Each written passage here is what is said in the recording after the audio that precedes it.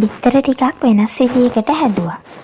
තාච්චයක් ලිපේ තියාගෙන ඒකට තෙල් ටිකක් දාලා රත් වෙන්න තියුවා.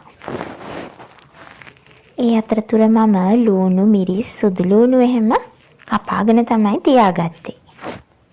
තෙල් ටික රත් වුණාම මම සුදු ලූණු කරපිංච තෙලට දාගන්නවා.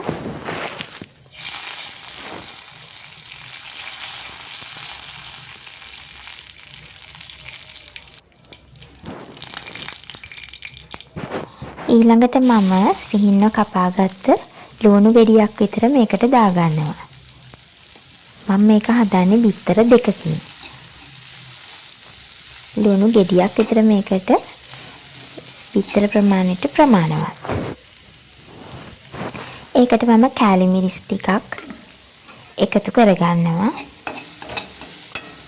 ඊළඟට කහ ලුණු කුඩු ගම්මිරිස් ඒවත් මේකටම එකතු කරගන්නවා.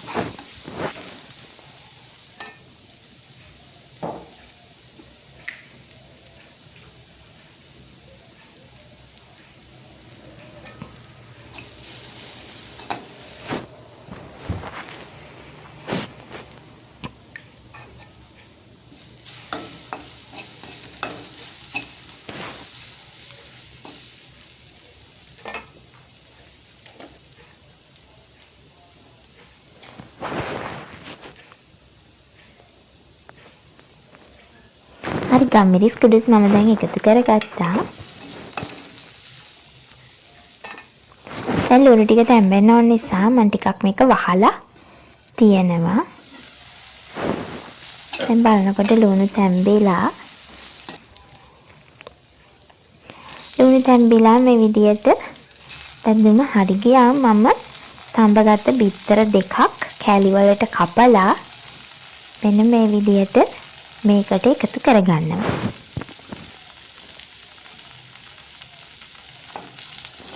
දැන් බිත්තර ටික පොඩි වෙන්නේ නැති විදියට මෙන්න මේ විදියට කවලම් කරගන්නවා.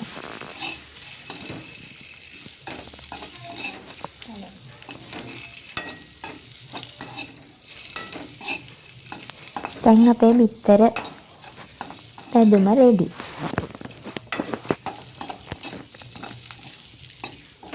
මේක හරිම රසයි. බිත්තර තම්බලම කන්න එක එපා වුණ වෙලාවට මේ විදියටත් හදලා කන්න පුළුවන්.